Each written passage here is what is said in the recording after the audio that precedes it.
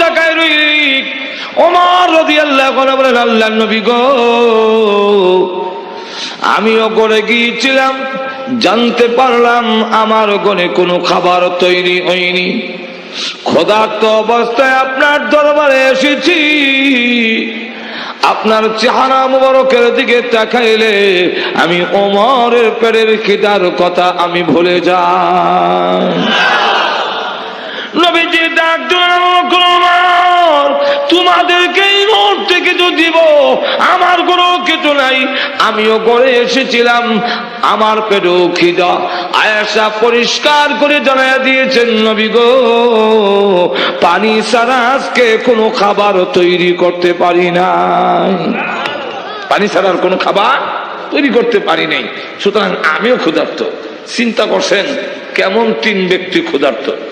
আল্লাহ রাব্বুল আলামিন জানাইয়া দিয়েছেন, কোরআন যদি মেনে নাও, আমি আল্লাহ রাব্বুল আলামিন ওয়াদা দিলাম, এই জমিন আকাশ সবগুলোর বরকতের দরজা আমি খুলে দিব,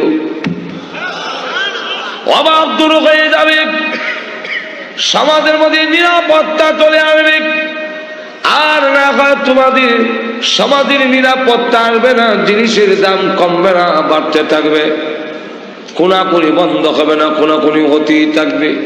যদি এগুলা বন্ধ করতে হয়, আমি আল্লাহর কোরআন ছাড়া জীবনও সম্ভব নয়। একটু দূরে কর। কোরআন যখন এসেছে, আমার ওয়াজ না ঠিকই এমন নিরাপদ হয়ে গেছে। এখন দেখা যায় মহিলা রাস্তা দিয়ে যায়, যুবকরা চোখ তুলেও তাকায় না। এক মহিলা আরেক যুবক দেখে আসতেছে, ভয় করে কাঁপতেছে, এখন কি করে এই যুবক নিয়ে আমার ইজ্জত নষ্ট করে ফেলে। যুবক কাছে এসে বলে, মাগো, ও মা, রাস্তা হারিয়ে ফেলেছেন কি, আমার কাছে বলুন, আমি নিয়ে বাড়িতে পৌঁছাইয়া দেই। মহিলা ডাক দিলে, যুবক, আগে জানতে চাই তোর বাড়ি কি এই দেশে? না, হ্যাঁ, আমার বাড়ি তো এই দেশে। এমন সুন্দর চরিত্র তোর কে বানাইছে? যুবক ডাক দিলে, মা, কিছুদিন আগে আমারও চরিত্র এমন হয়েছিল, কিন্তু জানেন না গো, আমি আল্লাহর কোরআন শিখেছি, আল্লাহর কোরআন পড়েছি,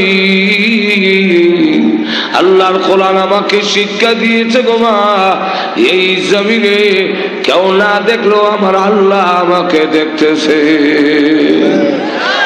কিয়ামতের মাঠে আল্লাহর সামনে দাঁড়ায় জবাবদিহি করতে হবে গো মা, এই কারণে আমি এখন জিনার মতো গুনাহ ছেড়ে দিয়েছি, এই অপরাধ আমি আর করি না। তাহলে একটি মানুষ চরিত্রবান যদি আমাদের সমাজের চুরি, ডাকাতি, ছিনতাই, ধর্ষণ, অপহরণ এগুলো যদি বন্ধ করতে হয়, কোরআনের তালিমের মাধ্যমে বন্ধ সম্ভব, অন্য কোনো তালিম দেওয়া সম্ভব নয়। পারবে? পারবে? পারে না, ডান্ডায় হারে না, বরং আরো বাড়ে, দুর্নীতি আরো বাড়ে, পানি আরো বেশি করে দেয় দুধের মধ্যে, গুড়াইয়ে মারে, ঘুষের পরিমাণ বাড়ে। যখন দেশে মার্শাল্য আসে, তখন যেই কামরা করতেন আগে 20,000 দিয়া, এই সময় 40,000। কেন? আইন গরম। কি গরম? আইন বড় গরম, এর লেগে আরো ঘুষের পরিমাণ বাড়ছে, কমে না। যেরকম ঠিক কিনা? তো যে আমাদের সমাজেরও এই নৈতিকতা অবক্ষয়, চুরি, ডাকাতি, চিন্তায়, দর্শন, অপহরণ, মারামারি, কাটাকাটি গুলো যদি বন্ধ করতে হয়, কোরআনের তালিম, কোরআনের আলো ঘরে ঘরে ছড়াইতে। দুই নম্বর হইল, কোরআনই একমাত্র এমন কিতাব, এমন তালিম যা দুনিয়ার পরেও চলে, আর একটাও দুনিয়ার পরে চলে না। যখন চলে, আপনার যখন সাক্ষাৎ আরম্ভ হবে, আপনার এক ছেলে বড় ইঞ্জিনিয়ার, সে যদি এসে কয়, হ্যাঁ আব্বা আমি ইঞ্জিনিয়ার, এক ফাতা যদি ইংলিশ বই পড়া বাবার কানের কাছে ফু দেয়, সাক্ষাৎ মাফ হইব তো? আর যখন তাদের খারা দুইটা সিং মারে পরে ডিম আটিম টিম, ইমন আশ্চর্য মিশা পড়া। তাদের খানা দুইটা শিং মাঠে ঘরে। আচ্ছা আমি জিজ্ঞাসা করি, আপনাদের হাঁস মুরগি আছে তো, ডিম পারেনি, শিং আছে? গরু ছাগল আসেনি, শিং আছে? গরু ছাগলের শিং নাই, ডিম পারে। তাহলে আপনার ছেলে কি করলো? তাদের খাড়া দুইটা শিং আর নিচেটা পারে এটা কোনটা? এমন আশ্চর্য হরা। এই হরা যদি হইলে আপনার বাবার কানের কাছে কয় মা হইব, যদি কয় লাখে লাখে মানুষ মানলো কাতারে কাতার বনিয়া বাসিয়া চাইয়া দেখি শুধু কয়ে হাজার কোনো কিছু কাজ হবে না। কিন্তু আপনার ছেলে ছোট বাচ্চারাও যদি কি আপনার কানের কাছে পড়ে, আল্লাহর নবী বলেন কানের কাছে পড়লো ইয়াসিন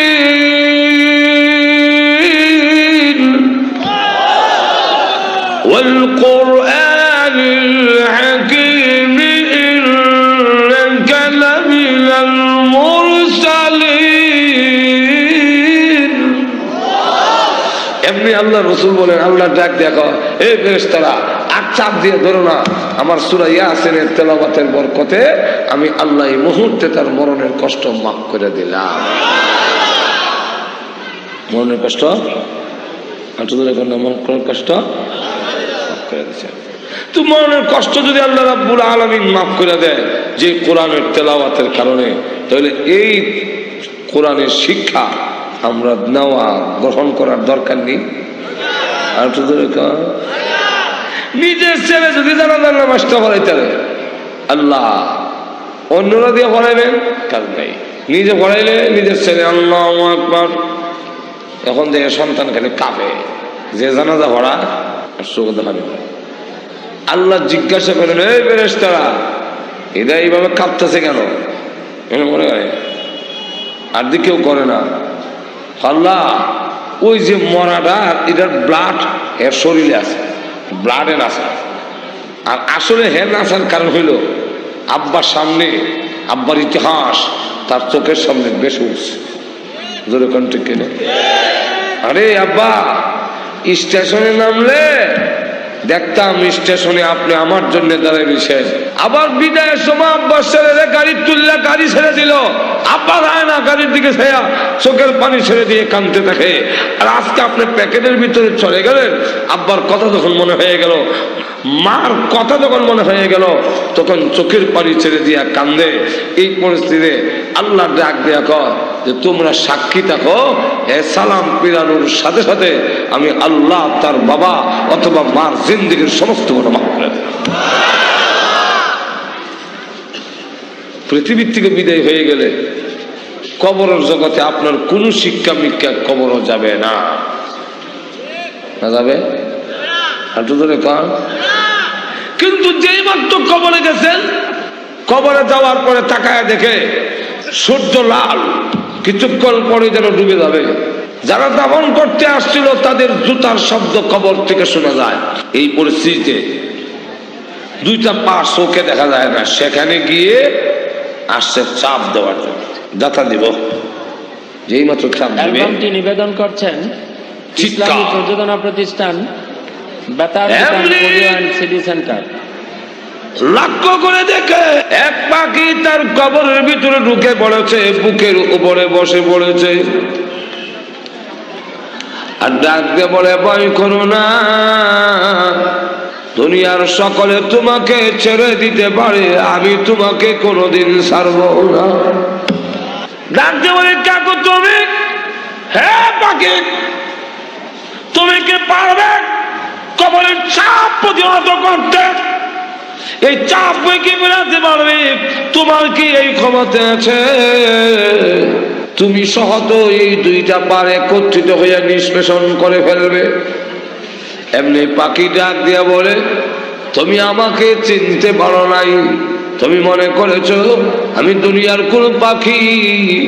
না গো, আমি আল্লাহর কোরআন পাখির সুরত ধরে তোমার কবরের ভিতরে ঢুকে পড়েছি।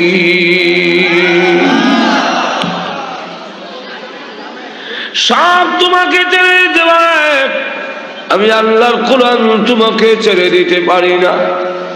আমি আল্লাহর কাছে দরখাস্ত করব যতক্ষণ পর্যন্ত তোমার কবরটা জান্নাতের বাগান না হবে, আমি আল্লাহর কোরআন তোমাকে ছেড়ে বিদায় হব না। শুধু এখানেই না, আরো কিয়ামতের কঠিন ময়দানে যেদিন মাও পরিচয় দিবে না, আব্বাও দিবে না, কেউ কেউ পক্ষে যাবে না, কথা বলবে না। কোরআন শরীফ এমন ভাবে যারা করবে আল্লাহর সাথে কোরআন যেইভাবে যারা করবে, কোন নবীও এইভাবে যারা করতে পারবে না। কিয়ামতের কঠিন ময়দানে আল্লাহ সর্বপ্রথম লৌহে মাহফুজকে ডেকে বলবেন, লৌহে মাহফুজ রে, আমি আমার কালাম কথাগুলো তোমার কাছে জমা রেখেছিলাম, ফেরত দিয়ে দাও। কতটুকু আমানতদারি আদায় করেছো? লৌহে মাহফুজ জবাব দিবে, প্রভু গো, আমার কাছে তো নাই, জিবরাইল না নিয়ে গেল। জিবরাইলকে ডাকা হবে, হ্যাঁ জিবরাইল, আমার কোরআন কি করেছো?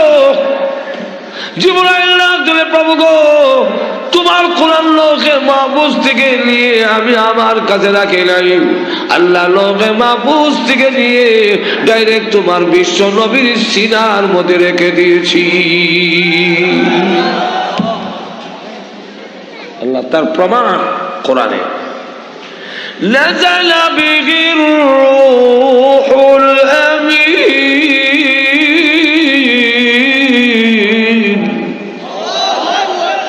আলা কলবিকা লিতাকুনা মিনাল মুনযিরিন। আল্লাহ আলা কলবিকা, আই কলবে মুহাম্মদ সাল্লাল্লাহু আলাইহি ওয়াসাল্লাম, মুহাম্মদ সাল্লাল্লাহু আলাইহি ওয়াসাল্লামের সিনার উপরে আমি রেখে দিছি। আল্লাহ ডাক দিয়ে বলবেন, বিশ্বনবী আপনার কাছে সিনার যে কোরআন রাখছিল, কদ্দুর আমানত দ্বারা আদায় করছেন, দেন।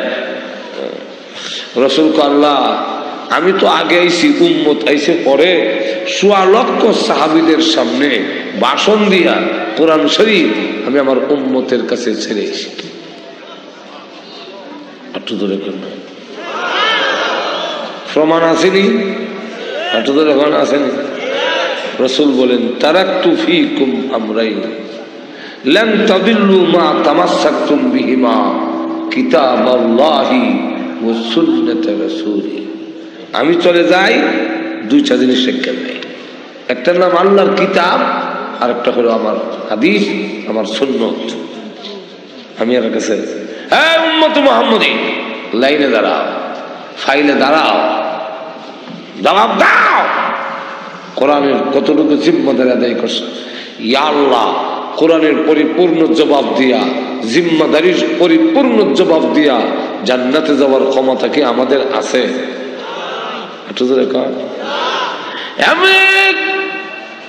বিশ্ব নবী ডাক দেওয়া, প্রভু গো, একটু সময় দেন আমাকে, এদের জিজ্ঞাসা করার আগে আপনি সময় নিয়ে কি করবেন? আল্লাহ, আমি আদম নবীর কাছে যাব, যান আপনাকে সময় দিলাম, আদম নবীর কাছে যাবেন। তখন আদম নবী ওই যে আমার উম্মত লাইনে দাঁড়াইছে, এরা পরিপূর্ণভাবে জবাব দিতে পারবে না, যদিও আমার উম্মত আপনারই সন্তান। চলুন, আপনিও চলুন, আল্লাহর কাছে যাই, দুজন গিয়া দরখাস্ত করি, আল্লাহ যেন পরিপূর্ণ জিজ্ঞাসা না কইরা এদের ছেড়ে দেয়। আদম আলাইহিস সালাম বলেন, চলেন যাই, আপনি সকলের আব্বা এবং আপনি সর্বপ্রথম নবী, আর আমি হলাম সর্বশেষ নবী। তাহলে দুই নবী যদি যাই গো, আদম আলাইহিস সালাম, বোঝা গেল পুরা নবীদের জামাতই এর ভিতরে আছে, প্রথম এবং শেষ নবী আছেন। যেরকম ঠিক কিনা? আদম আলাইহিস সালাম বলেন, না পারবো না, আজকে কিয়ামতের মাঠে আমার সন্তানের পক্ষে কথা বলতে আমি পারবো না, আমার ভয় হয়। বিশ্বনবী ব্যর্থ হইয়া কিয়ামতের মাঠে সিজদা দিয়া কাঁদতে থাকবেন, আল্লাহ এই কিয়ামতের মাঠে আদম আলাইহিস সালাম বাবা হইয়া সন্তানের জিম্মাদারি ছেড়ে দিতে পারেন, কিন্তু আমি নবী, আমি না রাহমাতুল লিল আলামিন, আমার অনেক উম্মত এই লাইনে দাঁড়ায় আছে যারা তোমার কোরআনের জন্য বাড়ি ঘর ছেড়ে দিয়েছে। আল্লাহ অনেক কষ্ট করেছে, এমন অনেক উম্মত আছে যাদের বাড়ি কোথায়, শ্রীপুর, গাজীপুর, এত দূরে বাড়ি, জীবনে কোনোদিন তোমাকে দেখে নাই, আমি নবীকেও দেখে নাই, কিন্তু কোরআন জাগিয়ে দিল, কোরআন সিনার মধ্যে রাখলো, খাইয়া না খাইয়া কোরআনের ভিতর মেহনত করলো, ত্রুটি তো অবশ্যই তার থাকবে গো আল্লাহ। এদেরকে রেখে দিয়া আমি নবী জান্নাতে যেতে পারি না। এমনি আল্লাহ ডাক দিয়ে বললেন, ওগো নবীজি আপনার মাথা উঠান, ওগো নবীজি আপনার মাথা উঠান, ও আল্লাহর নবী ইরবারা সাকা, আপনার মাথা উঠান, আমি আল্লাহ এই কিয়ামতের মাঠে কোরআনের হাতে দায়িত্ব ছেড়ে দিলাম। আমার কোরআন যাকে বলবে তাকে মাপ। এখন দেখা যায় একজন একজন করিয়া কোরআন ধরে আনছে। সবির আলী, দবির আলী, নসির আলী, কবির আলী, আব্দুল হত্তার, আব্দুল গফার, আব্দুর রহিম, এই যে আল্লাহ কে গুলা আমার দর্শী। হ্যাঁ শোনো, এক একজনের নামে ৯৯টা কেস, সুতরাং আর সাথ দেওয়া যায় না। কোরআন তখন ডাক দিয়ে বলবে দুই কথার এক কথা, হয়তো মাপ দেন আর না হয় আমাকে অস্বীকার করেন। আল্লাহ বলবেন তুমি যে আমার কালাম তা অস্বীকার করতে পারবো না, অতএব তোমার দরখাস্ত মঞ্জুর করিয়া অপরাধীর জিন্দিগির গুনাহ মাফ করে দিলাম। সুতরাং কোরআন শরীফ আমরা ধরবো, দুনিয়া এবং আখিরাত উভয়টাই আমাদের জন্য। দুনিয়ার একটি সুন্দর সমাজ যদি আমরা চাই, আদর্শ সমাজ যদি চাই, ভালো সমাজ যদি চাই, চুরি ডাকাতি, চিন্তায় রাহাজানি, দর্শন অপহরণ, জঙ্গিবাদ, সন্ত্রাসবাদ, সকলবাদ মুক্ত সমাজ চাইলে কোরআন ছাড়া গঠন করা সম্ভব নয়। ২ নম্বর হইল পরকালেরও যদি জাহান্নামের আগুন থেকে বাঁচতে হয়, কোরআন শিক্ষা ছাড়া বিকল্প নাই। এখন যদি এখানে ডাক্তার হতে পারবে না, পারবে, ইসলাম নিষেধ করছে না, ডাক্তার হতে পারবে। মহিলা ডাক্তার আমি হামকো আমরা আমার বউরি না কইছি কি সরে যায় ঠিক কিনা, পারবে। কিন্তু নারী আর পুরুষের যেমন সবগুলো ভিন্ন, নারী আর পুরুষের কর্মক্ষেত্র হবে ভিন্ন। ঠিক কিনা, নারী পুরুষের কর্মক্ষেত্র যদি ভিন্ন না হয়, নারী লাঞ্ছিত হবে। যদি একখান করেন, মনে করেন একটা এক্সাম্পল, তখন আমি ঢাকা লেখাপড়া করি, এক নেতা ভাষণ শুনছিলাম ছাত্র যমুনায়।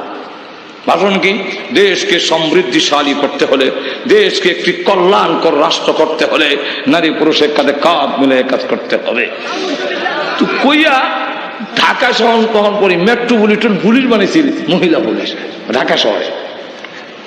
তো এক মহিলা মাথার মধ্যে ক্যাপ টুপি দিয়া, এরপরে 2জন মহিলার দিছে ঢাকা শহরে ভাড়া দিবার লাগে। এইভাবে যদি দেওয়া হয়, নারী ইজ্জত নিয়ে আসতে পারবে না। আপনি জোরে কন না, তার কর্মক্ষেত্র ভিন্ন হবে। জোরে কন ঠিক না? ইসলাম নারীর সম্মান খুব দিয়েছেন, ইসলাম নারীর ইজ্জত এত উপরে দিয়েছেন, আমাদেরকে জানাই দিচ্ছেন ইন্নাল জান্নাতা তাহতা আকদামি উম্মাহাতিকুম, তোমাদের জান্নাত হলো মার পায়ের তলে। নবী হোক, অলি হোক, গাউস হোক, কুতুব হোক, হাফেজ হোক, মৌলানা হোক, অ্যাডভোকেট হোক, যাই হোক, মাকে সম্মান করতে হবে। এবং রাসূল এমন নবী দিচ্ছেন যে ছোট বাচ্চার থেকে ধরে একটা, আপনার যদি প্রথম কন্যা সন্তান হয়, ইসলাম ঘোষণা দিছে আপনার কন্যা সন্তানটা যে হইল, এই জন্য আল্লাহর রসুল বলেন তোমার স্ত্রী ভাগ্যবতী প্রথম যদি মেয়ে হয়। ছেলে হইলে ভাগ্যবতী বলে নাই। আল্লাহ রসুল বলছেন তোমার ছেলে আছে মেয়ে আছে, চকলেট আনছো, ছেলের হাতে আগে দিও না, মেয়ের হাতে আগে দাও। আমাদের দেশের অনেক লোকের শুধু মেয়ে হয়েছে 3 মেয়ে বা 4 মেয়ে, তখন ওনার ওয়াইফে গিয়ে দমক দেয়, হ্যাঁ আর একটা বিয়ে করে ফেলবো, আমার তো ছেলের দরকার। এটা ইসলাম নিষেধ করছে, এর মূর্খতা। আপনার স্ত্রীর এখানে কি আছে? যদি স্ত্রী আবার বলে, যদি এমন সমান অধিকার হয়, তো স্ত্রী বলবে আমি একটা জামাই নিয়ে নেব। মাজুর এখন ঠিক কিনা? যুক্তিসঙ্গত কথা। মাজুর এখন ঠিক কিনা? এমন লক্ষ্য করে দেখেন, ইসলাম আমরা না জানার কারণে বউর উপরে শাসন গে, হ্যাঁ আমার ছেলে হয় না গেলে, আচ্ছা এখানে মার কি করার আছে একটু জোরে কন।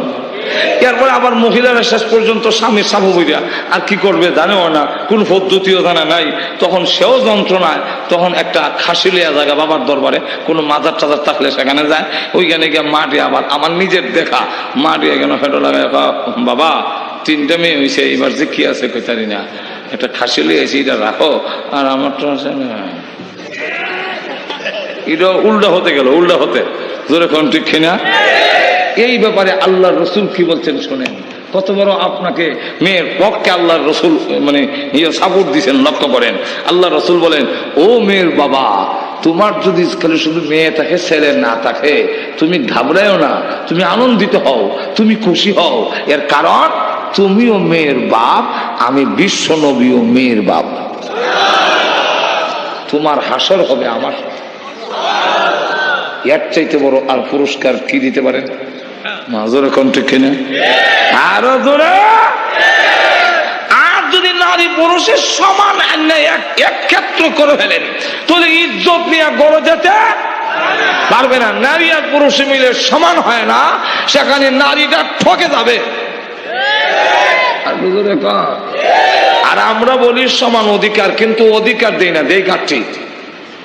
প্রথম জমানায় যখন ওয়াজে নামলাম, আমি আরেক বক্তা একসাথে ওয়াজে যাই, তো ওনার আর আমি 2 বছরের ছোট বড়, এতটুকু রিক্সাতে যাচ্ছি, রিক্সাতে নেমে 1 কিলোমিটার যাইতে হয় হাইটে।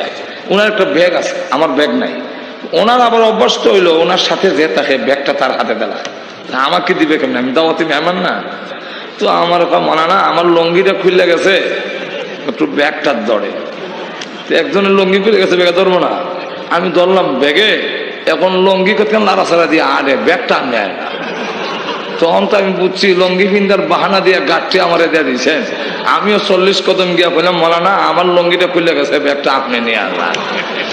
যেইভাবে লঙ্গি পিন্দার বাহানা দিয়া গাঠটি আমারে দেওয়া হইতেছে, ঠিক সমান অধিকারের নাম দিয়া হেরা পুরুষের গাঠটিটা নারীর মাথায় দেওয়া হচ্ছে, এটা বুঝতে। অথচ সমান দিলে নারী ঠকবে, এই কথাটা বুঝাইব কে যে নারীর সমান দিতে যান যদি নারী ঠকবো? কারণ নারীর বন্ডক আরো কিছু বন্ডক আছে, আরো কিছু আছে, তো তা আপনি একটা সমান করিয়া দিলে নারী ঠকবে না? আর তো ধরে কর না, আমি একটা এক্সাম্পল দিলে বুঝবেন। আবার ছাত্র জমানের মাঠ খুনাখুনি বাড়ির থেকে যাই, তো দেখি মাঠে এক লোক চাষাবাদ করতেছে, তো সকলের তো 2টা বলদ থাকে না, কি বলেন ঠিক না? তো এক লোকের একটা বলদ, একদিকে একটা বলদ, আর আরেক দিকে আরেকটা গাভী, তার 2টা বলদ নাই। কাদের একটা দেওয়া হয়, এটা আমাদের দেশে কয় জোয়াল, আপনারা কি কোন জানি না। জোয়ালের মাঝখানে যে একটা কাড়ি থাকে দেখছেন, এই মাঝখানের কাড়িটার মধ্যে লাঙ্গল বাঁধে, কি বলেন ঠিক না? কিন্তু উনি বলদের দিকে একটু চাপাইয়া বাঁধছেন, মাঝখানে বাঁধেন নাই। তা আমি দেখে বললাম, চাচা এই জুলুম করলেন কেন, মাঝখানে দিলেন না? আমার জবাব দেয়, জুলুম করছি না, ইনসাফ করছি। কি করছে? আমি বললাম এইভাবে সাফাইয়া দিয়ে আবার ইনসাফ? বলে হয় ইনসাফ। চাচা এটা ইনসাফ কেমন হইলো? তুমি ছাত্র মানুষ, বুঝবান, আরো বড় হও। আমিও বললাম, চাচা বড় হইয়া আপনারা ফাইনা না হয় কি বিশ্বাস, এখনই আমার বোঝাই দেন। তখন আমার কয় মাঝখানে দিলে গাড়িটা টকবো, সমান দিলে